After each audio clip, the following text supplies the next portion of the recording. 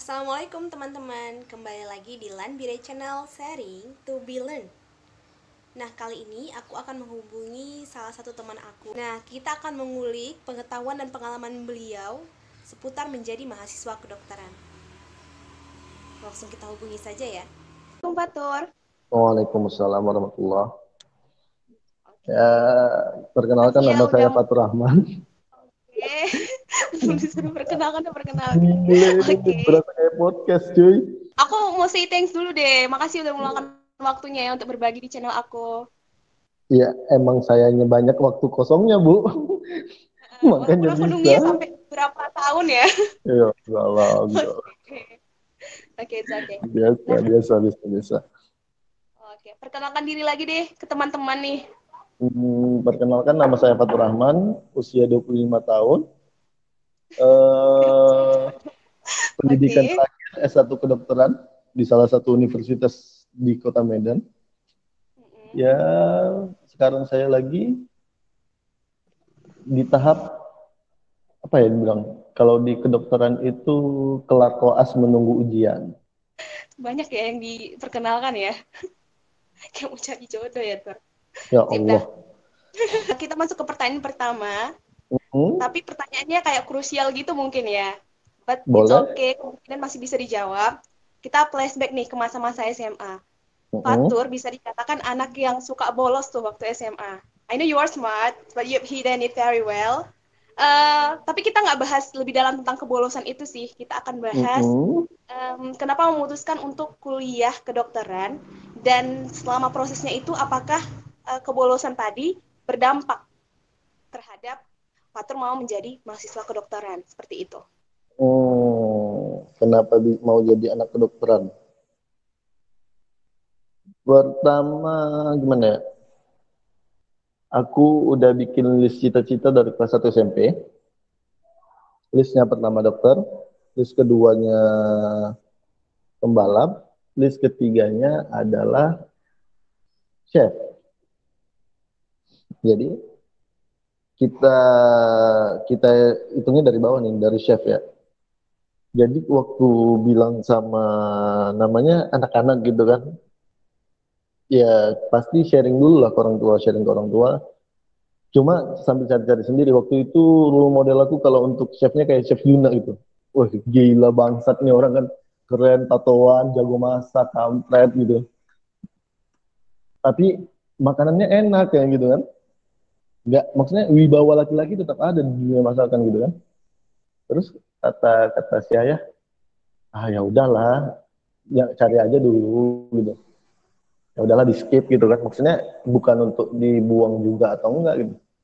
Faktanya kita waktu SMP ada agroindustri itu kan, masak-masak asli seru tuh.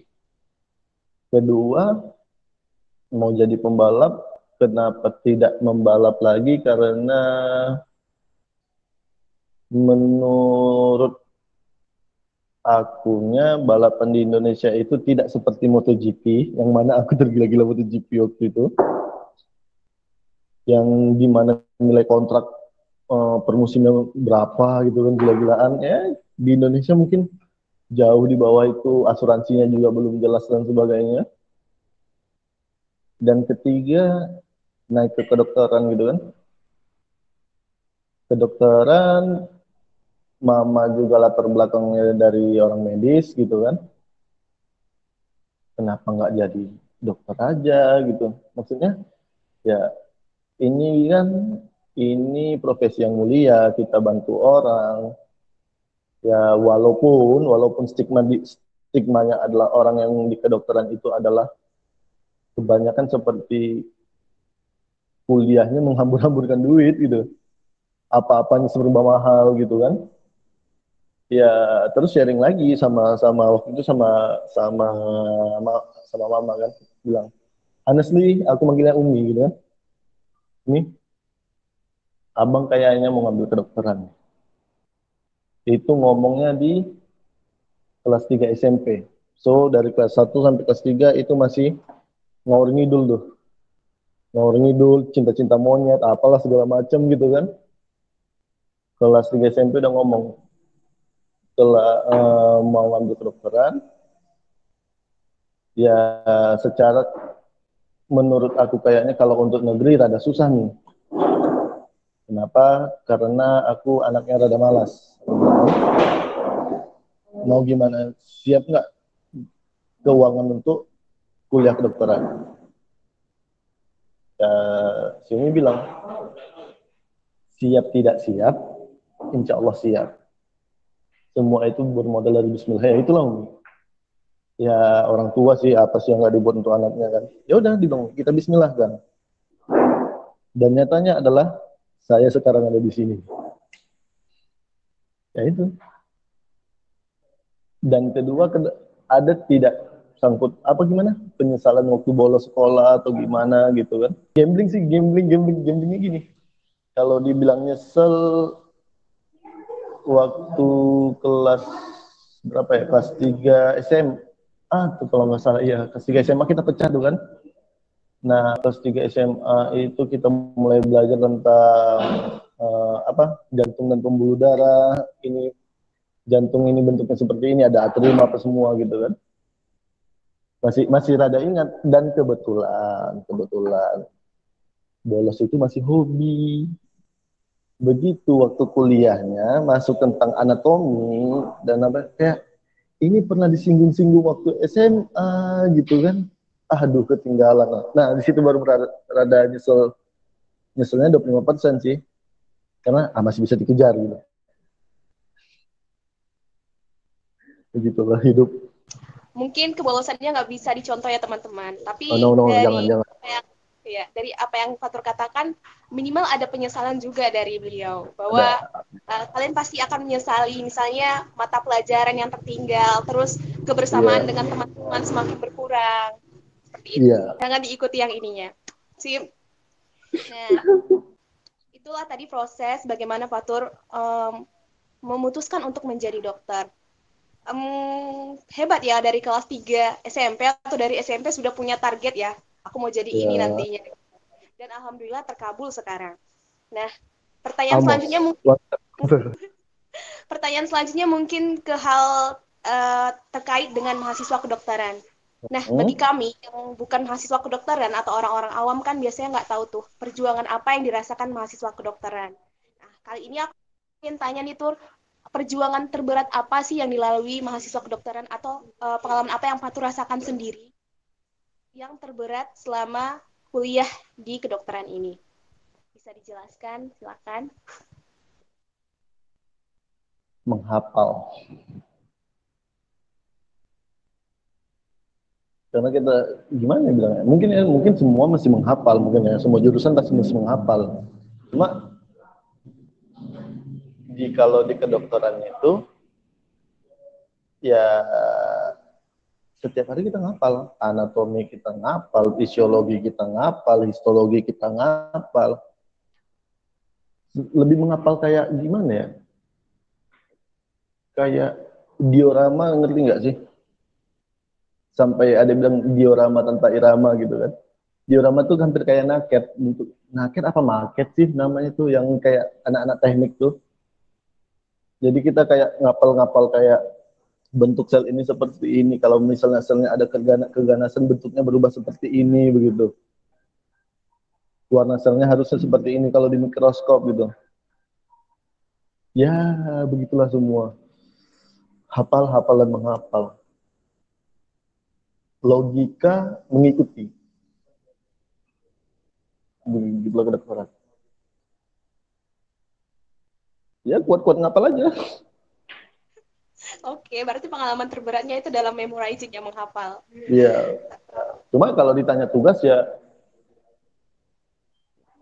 you almost have homework every day. Kayak Senin kita masuk, Seninnya ada tugas, Selasanya ada masuk, ada tugasnya juga kayak ya skill lab punya tugas, praktikumnya punya tugas. Terus kalau misalnya apa? Kalau kita bilang tutorial sih ada namanya SGD satu grup gitu kan, grup kecil ada tugasnya juga. Di akhir minggunya kita mesti persentase gitu. Dan itu mesti kayak kayak pukul-pukulan sih sama teman.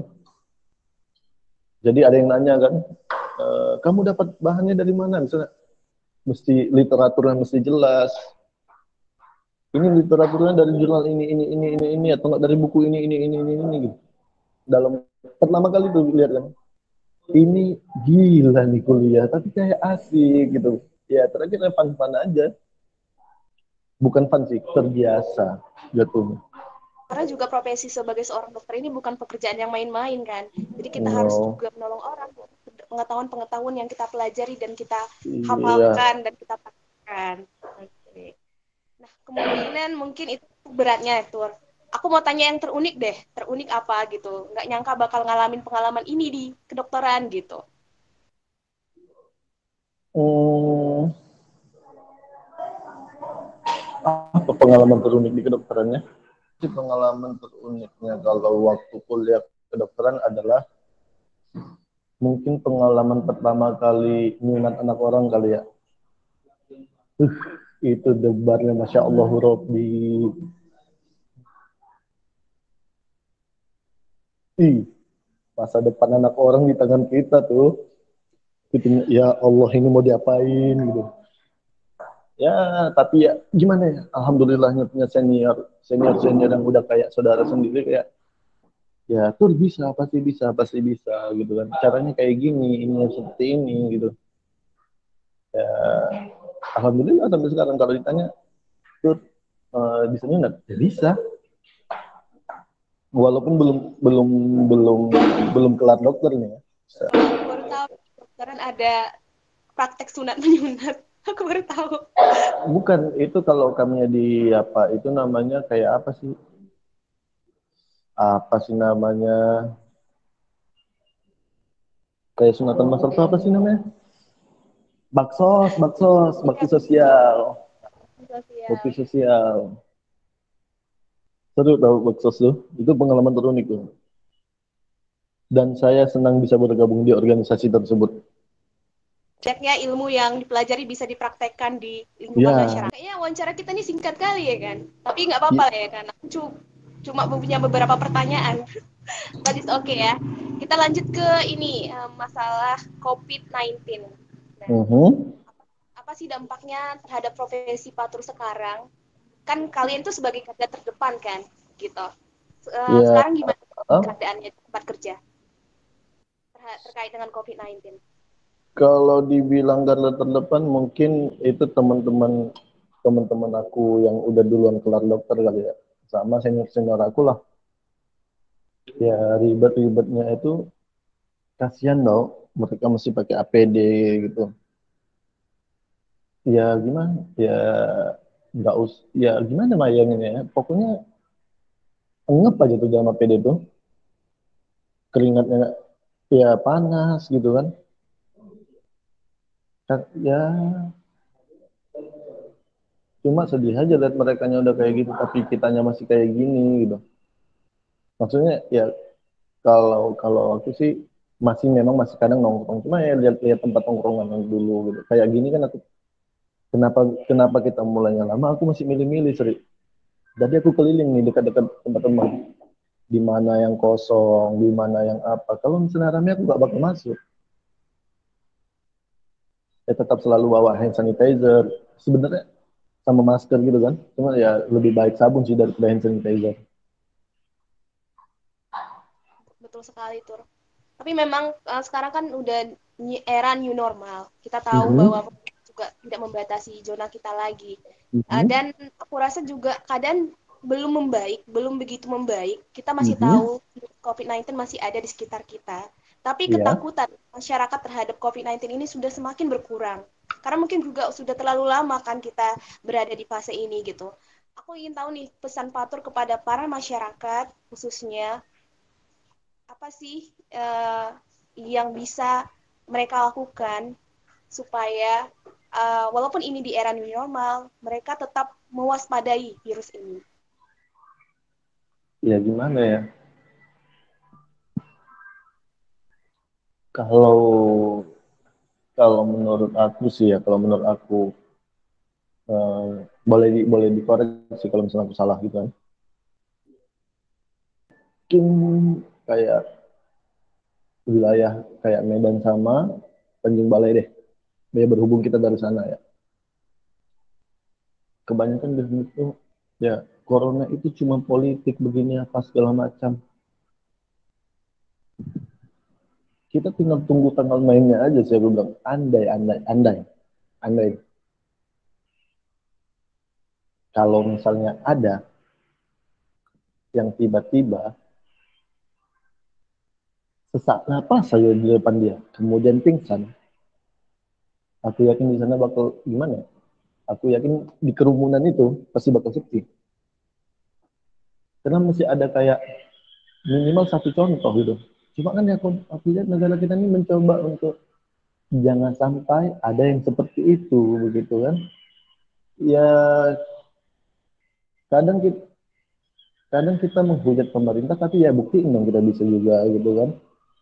Ya, kalau menurut aku sih orang petugas medisnya udah bagus semua sih. Udah kayak gimana ya bilang? Udah gila habis-habisan, maksudnya habis-habisan untuk kerjanya atau gimana. Bayangin udah berapa dokter yang meninggal di Indonesia. Ya, aku ini sedih lihat, ya Allah kok kayak gini ya profesi aku masa depan gitu. Kok nggak dibantu giliran giliran apa aja masalah malpraktek aja orang cepat gitu. Ini masalah pandemi dunia kok malah cuek semua gitu.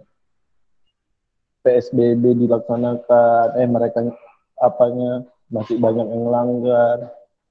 Sekarang apa lagi lagi happeningnya apa naik sepedaan rame-rame gitu kan. Emang kita bisa jamin di antara semua yang sepedaan itu negatif. Kalau ada satu yang positif gimana? Habis itu ngumpul satu kumpulan gitu rame. Ya gimana? Sekarang kayak misalnya gini, ya ini jujur-jujuran sih. Selama corona ini kita mulai ributnya masalah corona kapan? Bulan berapa? Bulan 3 kan mulainya Bulan Maret. Maret kan? Bulan Maret kalau misalnya di WFH dan Indonesia, kalau di Maret, Cina udah dari 2019 akhir. benar. Ini sorry buka aib sendiri nih. Benar. Maret, April, Mei, Juni. Ya, ini udah mau kita hitung udah akhir Juni gitu kan. 3 bulan aku nggak sholat Jumat ke masjid. Bayangin, baru semalam.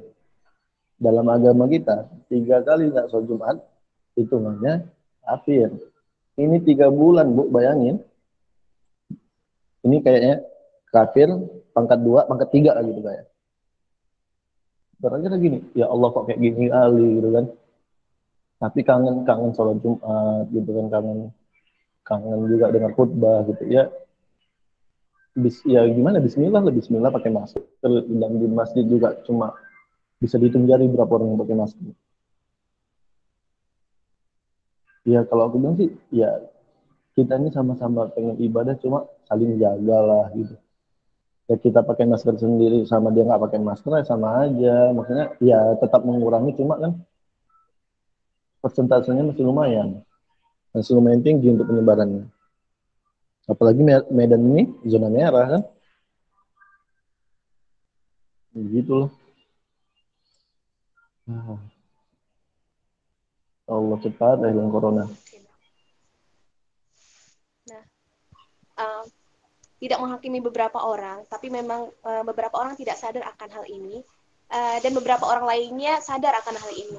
Jadi uh, aku di sini melurusin aja, hal kecil pun yang kamu perbuat untuk mengurangi dampaknya sangat berarti bagi profesi kedokteran. Misalnya memakai masker saja, Bener. bawa hand sanitizer kemanapun, Yap. selalu mencuci tangan, karena di beberapa kafe ataupun juga pusat-pusat pembelanjaan yang sudah buka juga mereka menyediakan tempat untuk mencuci tangan. Bener. Ya kan? Iya kemarin rata-rata kayak di Medan tuh kebanyakan Indomaretnya nyiapin tempat cuci tangan gitu. Dan, Ya. ya bagus sih aware gitu kan. Respect juga. Jadi ya kayaknya gini, kayak yang tidak tidak mau belanja pun boleh numpang cuci tangan gitu kan. Mereka kayak, oh bagus nih Indomaretnya gitu. Ketua tokonya bagus bagus apa layak diapresiasi nih gitu. Kalau menurut aku sih. Terus ya di tengah pandemi kayak gini, ya aku rasa semua juga lagi terganggu kan, mau perekonomian, pendidikan gitu. Sampai apa namanya, ada istilahnya kalau lihat-lihat anak SMA, alah lulusan jalur jalur virus gitu gitu kan, nggak ujian nggak apa gitu. Terus kayak secara kita yang lebih tua kayak pengen ngeledekin anak SMA gitu, cuma mikirnya gini, tapi juga aku ini lagi sangkut gara-gara corona gitu. Harusnya aku ini bisa ujian untuk di bulan 8, kemungkinan aku mesti mundur sampai ujian bulan 11. Karena masalah ujian, sebenarnya ujiannya online gitu kan, cuma ngerjainnya gini, ujian online itu gimana sih gitu.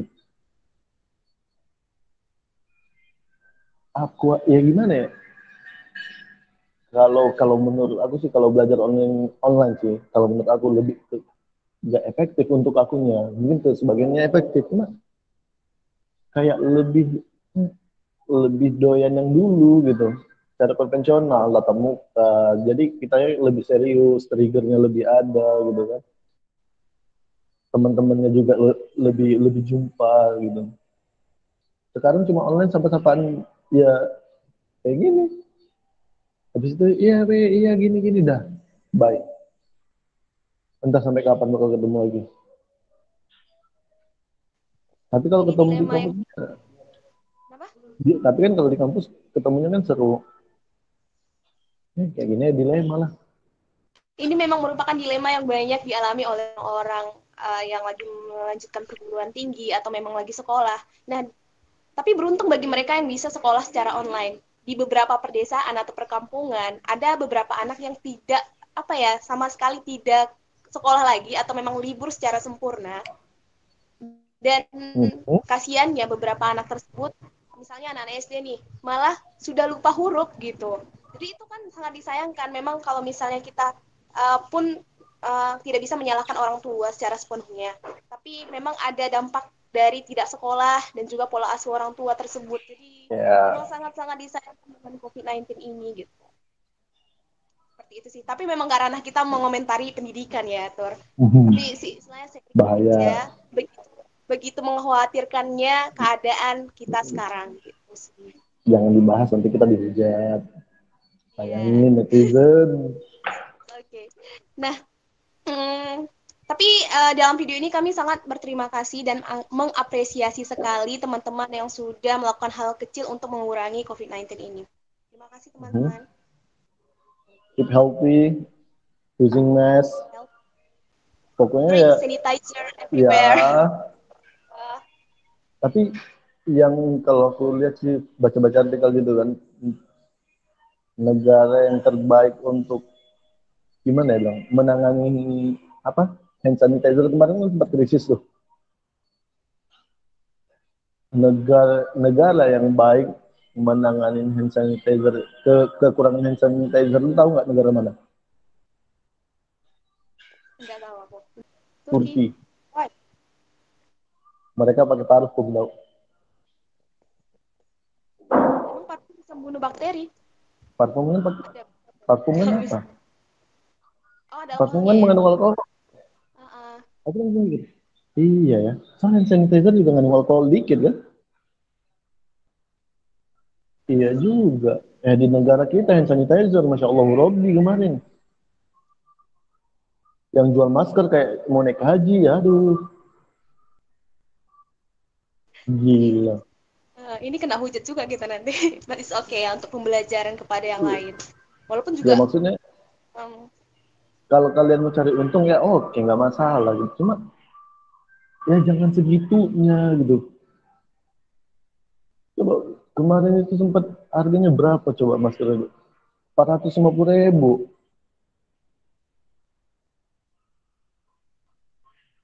Masker apa yang harga 450.000? Dulu kami tuh koas itu masker sekali pakai tinggal buang-buang. Sekarang itu jadi barang berharga tau. Ya ada lapisan Allah. atau diamondnya mungkin di situ. Hah? Astagfirullah. Gak boleh ya, nanti kena hujat. Ada lapisan, Wah lapisan-lapisan sama yang aja. Bertobatlah kalian para penjual masker. aku juga mau tanya nih tentang masker nih. Kita lagi-lagi bahas masker. Nah, Mhm. masker medis itu yang biasa yang 4 ini tuh dipakai apa ya? Berapa lama dipakainya gitu? Karena beberapa masyarakat di perkampungan aku lihat memakainya itu berkali-kali gitu. Apa memang sampai dia rusak bisa dipakai gitu? Oh, kalau itu dulu kami biasanya pakai itu kalau misalnya waktu koas anestesi dan anestesi bedah sama objin kalau misalnya ada operasi gitu kan. Ya selagi selagi maskernya masih bagus, ya kami pakai. Tapi itu pun nggak lebih dari 1 hari. Dan itu juga misalnya gini, dari ruang operasi juga sebatas di dalam ruang operasi, tidak pernah keluar ruang operasi masuk lagi, enggak. Misalnya kan kayak dari ruang operasi kan keluar kan kayak ada terasnya gitu kan untuk yang bagian apa namanya eh, keluarga pasien nunggu gitu kan. Ya nggak sampai ke situ sih dipakai. Lagian juga kalau sebelum COVID juga kayaknya siap kelar operasi pada apa ya semua pada buang masker sih balik ke rumah gitu kan. Gitu aja sih. Masalah masalah sekarang yang di pedesaan yang sering bilang itu yang kita dong di recycle lah ya, dicuci lagi, dipakai lagi gitu kan. Mahal lah harganya. Ya kalau aku bilang sih nggak usah yang mesti kayak kelihatan masker medis lah gitu kan. Kok sekarang masker yang kayak gini harga 10 ribuan itu juga udah bisa. Yang penting kalau kalau misalnya kita bersin atau batuk, dia kan bentuknya kan airdrop tuh, mulutnya kecil, ya kan? Ya insya Allah juga model masker kayak gini juga nggak bakal keluar dan ini bisa dicuci ulang gitu. Dicuci, didaur ulang juga gitu kan. Bisa dijemur lagi, dipakai lagi gitu. Murah juga harganya daripada beli masker medis tapi harganya Masya Allah. Mending beli yang ginian. Jadi intinya kita nggak disarankan untuk mencuci masker medis, lebih baik untuk memakai masker kain saja Mm-mm. gitu. Kalau kalau kalau nggak salah kalau nggak salah juru bicara Menteri Kesehatan kalau nggak salah kemarin tuh yang bilang kita juga pakai masker biasa juga udah bisa gitu nggak boleh yang bahan scuba gitu kan nggak masalah. Ya, aku juga kalau misalnya jumpa-jumpain senior di klinik juga pakai scuba juga boleh masuk. Ya gitu sih. Kalau aku nggak. Ya aku juga stok stok apa namanya? Masker kain juga banyak, murah, nggak ribet, bisa dicuci. Yang penting bersih aja udah.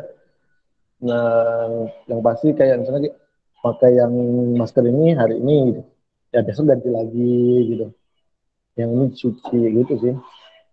Kalau bisa, jangan sampai bau, jangan sampai menyerap keringat terlalu banyak. Kalau dia menyerap keringat terlalu banyak kan bisa lembab, ya, timbul bakteri baru gitu kan, jamur, gitu sih. Oke deh. Ini sebagai pembelajaran juga kepada teman-teman. Karena aku juga nggak tahu kan masker medis itu bisa dipakai berhari-hari atau memang seharian. Tapi yang aku tahu sih kalau misalnya maskernya udah ini, ya sehari diganti gitu. Apalagi Hmm. kita keluar kan. Kita Nah, keluar di wajib mandi gitu, cuci tangan. Apalagi kalau maskernya juga dari luar, kan nggak mungkin juga dipakai terus-terusan. Cuci juga. sama kayak sekarang kayak orang pakai masker medis tapi dibalik tau, kayak yang hijaunya di dalam, putihnya di luarnya. Perasaan kayak ya bu, ampun Allah bukan sombong gitu kan.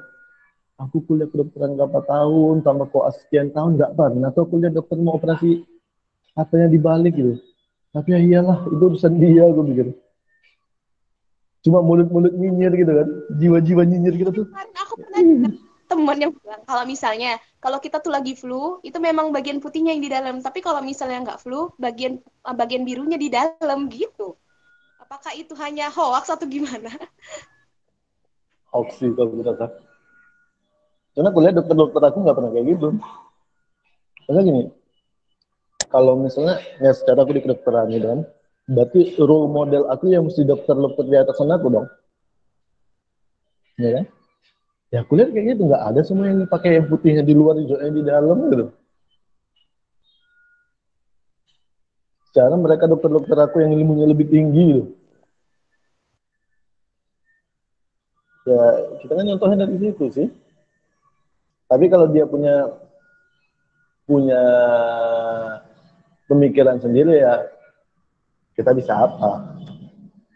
Betul. Kembali lagi, Kita bisa kembali lagi ke apa? orangnya. Kembali lagi ke orang.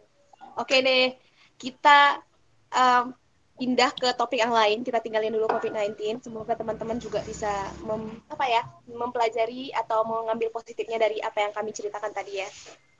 Sekarang kita akan bahas tentang pesan untuk adik-adik Tanjung Balai. Tanjung Balai khususnya anak-anak Tanjung Balai. Ini kita boleh pakai bahasa daerah kayaknya biar lebih membumi di daerah Tanjung Balai. Pesan kepada mereka orang-orang tuh yang ingin menjadi mahasiswa kedokteran, yang pengen kali mimpinya untuk menjadi dokter gitu. Apa sih tur yang perlu dipersiapkan orang tuh gitu? Pesan-pesan apa yang akan Patru sampaikan kepada adik-adik kita ini? Generasi penerusmu. Belajarlah kamu dek nang motan dek. Motan-motan nih kamu lah belajar tuh. Gimana ya bilangnya?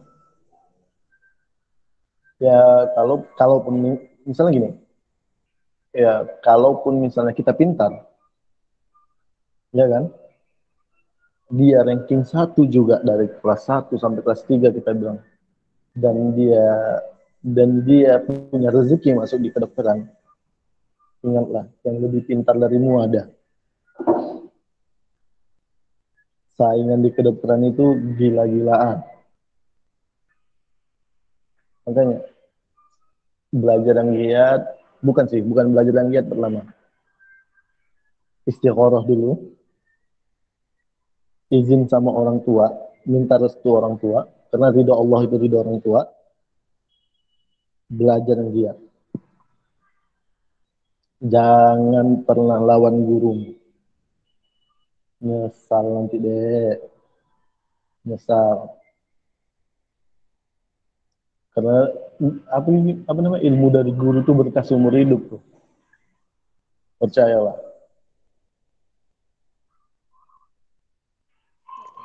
Aku mau nambahin juga, jangan pernah bolos ya. Jangan bolos deh, kirim surat Jangan akhir. bolos.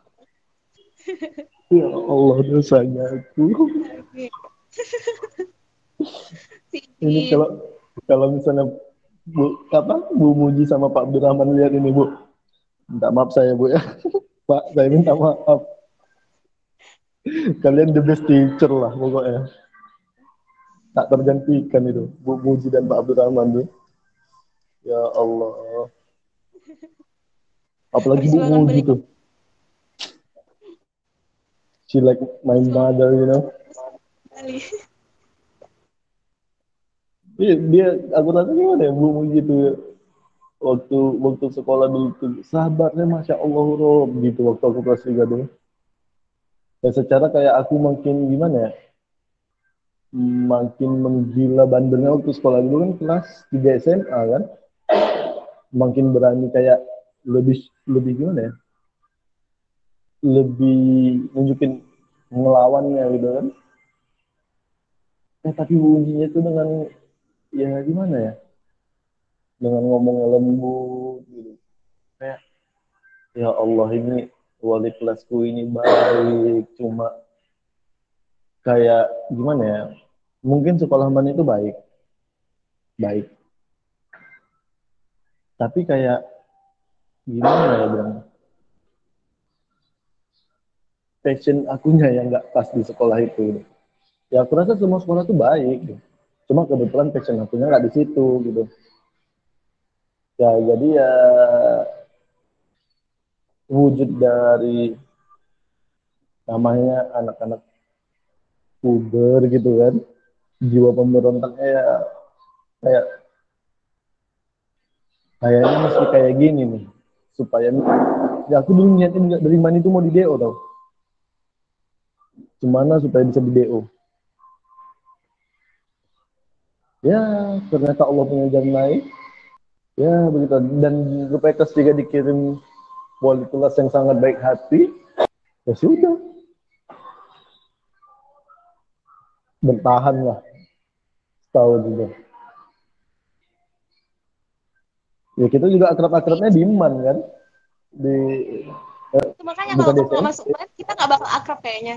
No, Kita nggak bakal kenal lebih dekat. kayak sebatas kayak oke, okay, I Oh know itu you Fatur. and you know me, kayaknya ya. I know Baru you, but kayak I kayak kumpul-kumpul reuni SMP gitu kan. Hey, hey, udah, saya dulu doang. Kemudian say hello. hilang Dah. gitu. Ya ternyata kita ya berapa tahun ya? 2 tahun kita satu kelas kan? 2 tahun satu kelas. Tapi kenalnya udah mungkin dari SMP kali ya. Tunggu, Ya, pas saya SMA masih mengenal kelas seorang seperti Hasbini itu kelas 3 SMP. 3 SMP. Ya. Aku kenal Fatur itu kelas 1 SMP. Dia sering nongkrong di musola teman-teman. Segitunya aku first So, impression aku itu baik banget sama Fatur. I'm more than famous You're than not you. famous. Tapi aku sering lihat Fatur itu di musola. Jadi pas pelajaran agama, kok ada sih kawan ini di sini gitu. Terus juga pas sholat zuhur juga kan kadang nemu sholat tuh. Tiba-tiba ada juga dia di situ. Padahal rumahnya dekat loh teman-teman. Aku nggak tahu modusnya Gini, itu gini. apa. Biar aku kasih tahu. Tempat teradem di SMP 1 itu cuma musola. Percayalah, seadem-ademnya lokal unggulan pakai AC tetap lebih adem di musola. Kayak lebih tenang gitu kan. Adem gitu kan. Ya kalau kembali lagi sih kalau kita bisa ngebahas tentang masalah kebandalan waktu sekolah, ya mungkin kayak gini gimana ya? Aku mungkin kayak yang nggak mau bilang kan, I know you're smart but you hidden it. Kayaknya gini, aku lebih kalau misalnya bidangnya aku suka, aku bakal kuasai dan aku bakal pintar di bidang itu doang. Ngerti enggak? Sama kayak ingat enggak waktu kita kelas 2. Ya Allah, ini dosa kali ini. Ingat nggak siapa guru fisika kita kelas 2? Nah, tahu ingat. Ini mau disebut namanya. Iyalah ibu itu kan. Bu Emma. Ya. Sampai sekarang masih kontakan sama beliau. Hmm. Titip salamnya Beliau sama luar Bu Emma. biasa. Ingat, Ya, kirim salam Bu. Semoga Ibu nonton video ini ya Bu. ingat nggak waktu dia Makasih. nyuruh menerangin tata cara kinerja mesin motor kelas pelajaran fisika.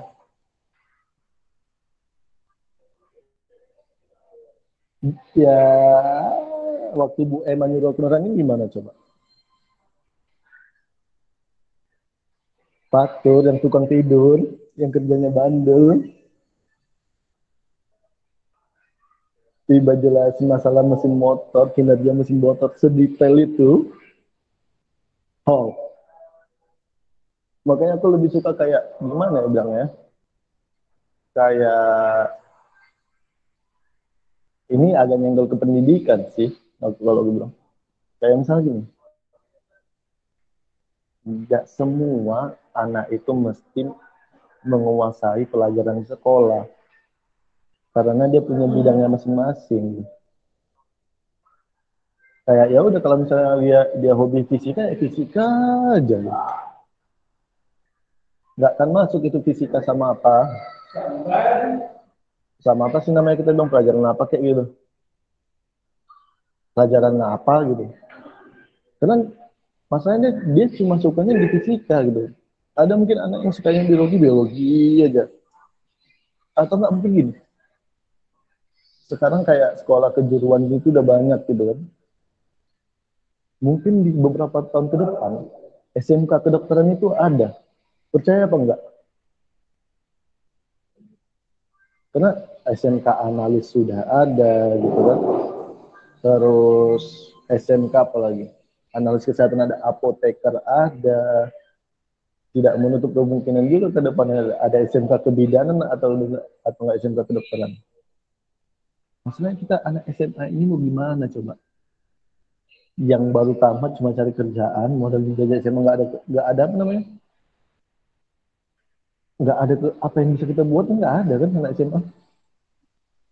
Lapangan pekerjaan lebih sulit kalau tamatan Iya, SMA sekarang. S1 juga, jangan salah, ya. sedikit sulit.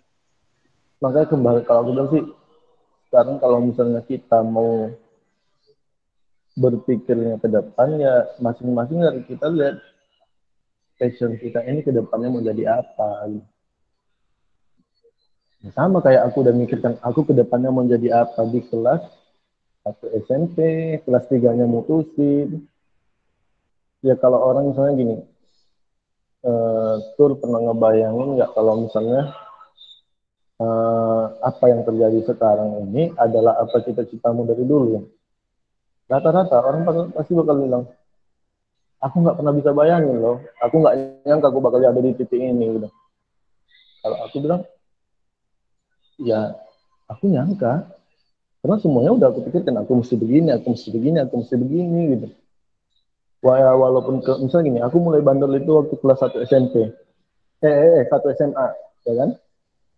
1 SMA, berhubung aku udah bilang sama Umi aku maunya di kedokteran, berarti aku kelas 2 SMA itu harus masuk IPA dong. Benar? Waktu itu wali kelas kita bilang gini, ya, aku masuk IPS aja lah ya, gitu kan? Tahu nggak? Aku dengan simpelnya jawab apa? Kalau saya masuk IPS, Pak, saya pindah sekolah. Karena apa?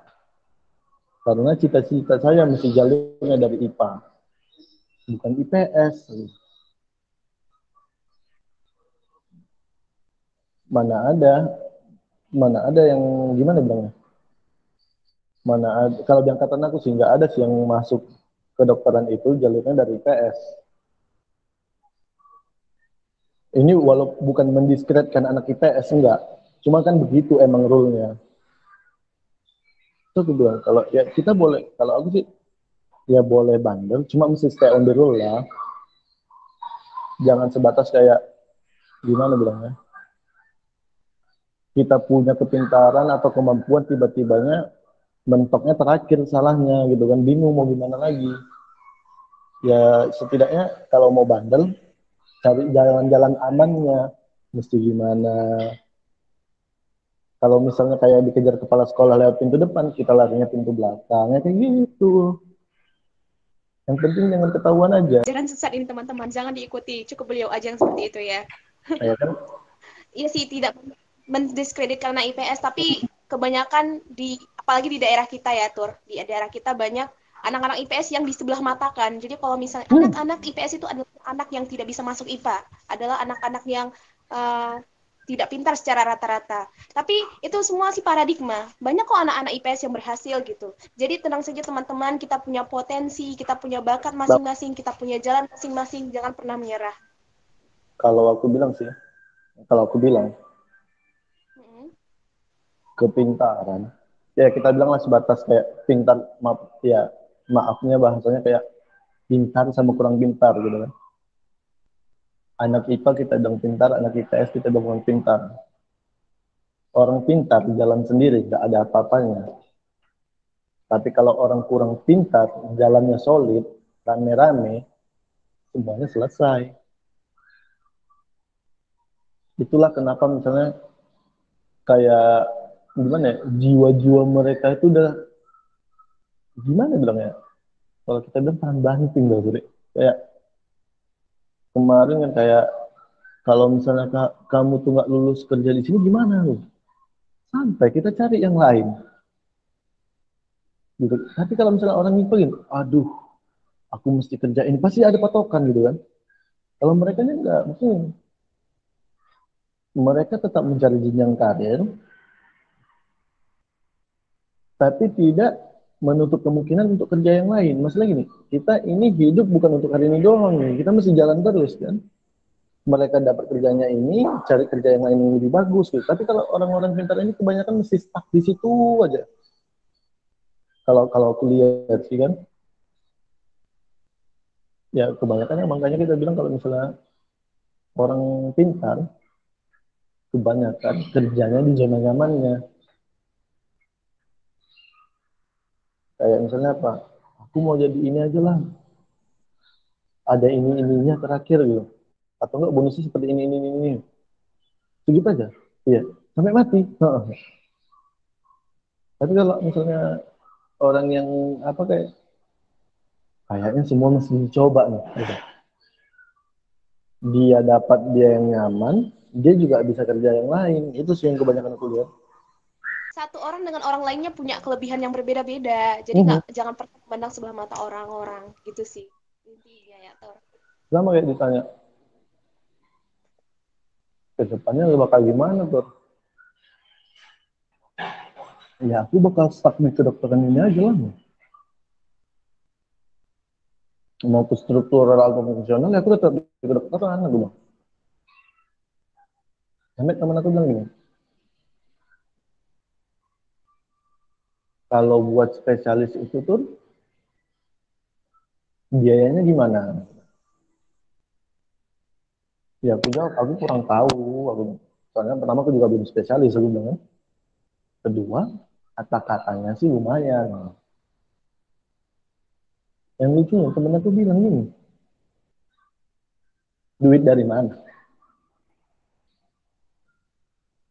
Coba itu, dan menghitunglah kami pada suatu hari, satu malam doang. Kalau misalnya jadi dokter umum gajinya, kita bilang berapa? 10 juta lah kita bilang, satu bulan. Ini nggak tahu sih ya, 10 juta bisa lebih atau kurang, kurang tahu lah. Cuma kami waktu itu patoknya 10 juta, satu bulan. Kali 1 tahun berapa terus? 120. Biaya hidup, cicilan ini itu cukup buat pendidikan ya. Aku langsung lihat, kok udah mikir sampai sana anak ini gitu kan. Terus ya kalau ditanya, kok bisa mikir sampai sana, Pak? Ya anak IPS itu gini, gitu. Pikirannya panjang kalau masalah duit. Gitu. Terus aku mikir, kayaknya anak IPS ini cocok nih kalau ditarik satu jadi penasehat keuangan gitu kan. Secara gitu kan, ya, mesti begini gitu. Ya sekarang ya alhamdulillah teman aku tuh udah anak IPS, udah dapat kerjaan tetap, udah enak, gajinya lumayan, dan itu gajinya bisa dibagi-bagi tau sama dia. Bisa kirim ke orang tua, bisa kirim untuk pendidikan adiknya. Kayak aku, gila nih anak. Umur sama, aku sampai sekarang belum ada ngasih apa-apa sama Umi. Ngabisin aja yang ini. Kembali lagi di manajemen keuangannya yang bagus gitu. Ya, begitulah. Cuma kan itu aku ya ngebela pemikiran anak IPS sih. Ya, kalau aku sih IPA IPS bodo amat sama aja. Cuma peraturan negara kita sih yang mesti memaksakan kalau misalnya mau masuk ke kedokteran itu mesti IPA, ya udah makanya aku pilih IPA. Kalau bisa IPS ya mungkin IPS. Di IPS lebih santai gitu kan. Tapi nggak meniskritik terhadap IPS sih ya, maaf maaf maaf. Aku juga nggak tahu kenapa aku pilih IPA, padahal juga jalur ini juga bisa IPS sekarang. Nah, tahu nggak pada saat kita kelas bukan kita awal kuliah tuh aku marah perkara IPA dan IPS. Cuma aku bilang gini, kok kita ini anak IPA ini kayak terlalu memakan jalannya anak IPS ya? Kalau menurut aku ya. Contoh, sorry nih. Dia jurusan apa? Jurusan kuliah apa tadi? Psikologi. Psikologi ya. Jalurnya apa? Jalurnya IPS Oke, anak PL. sebetulnya, tapi anak IPA juga boleh masuk. Mm-mm. Kalau misalnya masalah-masalah ini bukan bukan menyinggung menyinggung siapa-siapa enggak. Kalau perihal-perihal yang kayak akuntansi atau kenegaraan misalnya, paling banyak masuk anak IPA apa IPS? Sorry Tur, macet tadi. Hmm, Ulangi lagi. Oh, misalnya ini apa pertanyaannya? bukan menyinggung orang-orang yang ada di instansi tersebut ya. Misalnya gini, bukan menyinggung, sorry kalau misalnya merasa. Kalau misalnya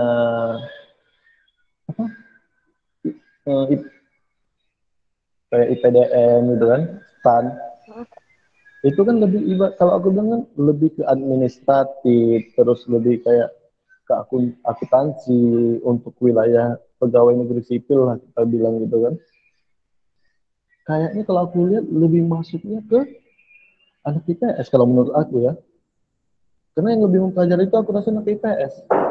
Cuma kalau menurut aku, kalau misalnya aku rasa tuh, kalau dihitung antara anak IPS sama anak IPA yang jebol di situ, pasti lebih banyak anak IPA. Makanya aku bilang, kok kita ini nggak berani fight anak IPA,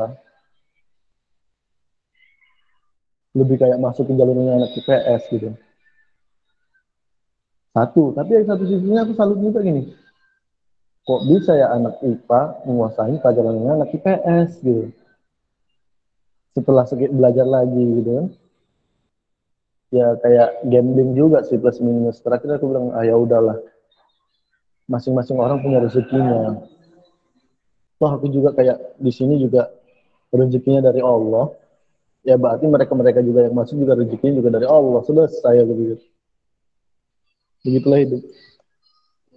manusia punya rencana, Allah juga yang menentukan. Rezeki datang dari Allah. Kita punya Ya. jalan yang masing-masing. Cuma kan dalam hati saya kan saya tetap manusia, Bu. Nyinyir-nyinyir. Nyinyir-nyinyir ya, Tur. Nyinyir loh. Gitu. Sebenarnya pembahasan kami agak lari sedikit ya teman-teman ke Lari. pendidikan masa SMA dulu, masa-masa SMP dulu, but it's okay. Selama ada positifnya aku bakal taruh di video, tapi kalau misalnya ada yang agak-agak agak-agak untuk privasi sedikit aku akan potong. Potong. Jadi ya itu tadi teman-teman, kita jangan menyerah, kita punya potensi, kita punya skill, kita punya apa ya bakat masing-masing. Jadi Mhm. jangan bilang aku anak IPS, aku harus nggak bisa masuk kedokteran atau nggak bisa masuk psikologi atau nggak bisa masuk teknik ataupun yang lainnya. Tapi sekian persennya pasti bisa kalau kalian punya kemauan, pasti ada jalannya, pasti ada caranya. Itu sih.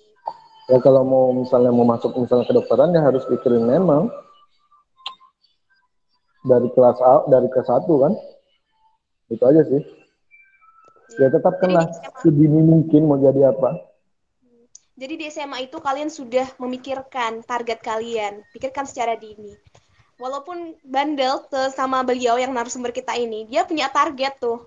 Jadi bukan hanya bandelnya aja yang kalian tiru atau apa, jangan ditiru sih kebandelannya. Tiru target beliau. Beliau sudah memikirkan secara dini, beliau mau apa, beliau mau kemana gitu. Itu Hmm. sih. Jangan salah jalan terakhirnya. Oke. Jangan salah jalan ya teman-teman. Um, Hmm. Oke, di kesempatan kali ini juga aku mau berterima kasih kepada guru-guru kami, guru-guru di SMP Negeri 1, guru-guru di Tanjung Balai, yang telah menelurkan kami menjadi, apa ya, bisa dibilang seperti keadaan sekarang ini. Kami sangat-sangat berterima kasih kepada Ibu dan Bapak. Ya Oke, Allah. kepada Ingat guru-guru. oke, kepada viewers-viewers lain, tolong diambil positifnya dari apa yang kami bicarakan. Insya Allah bisa juga menjadi inspirasi kalian, bisa menambah wawasan kalian, Amin. dan sampai berjumpa di konten-konten selanjutnya. Assalamualaikum. Assalamualaikum, Tur. Waalaikumsalam warahmatullahi wabarakatuh. Oke.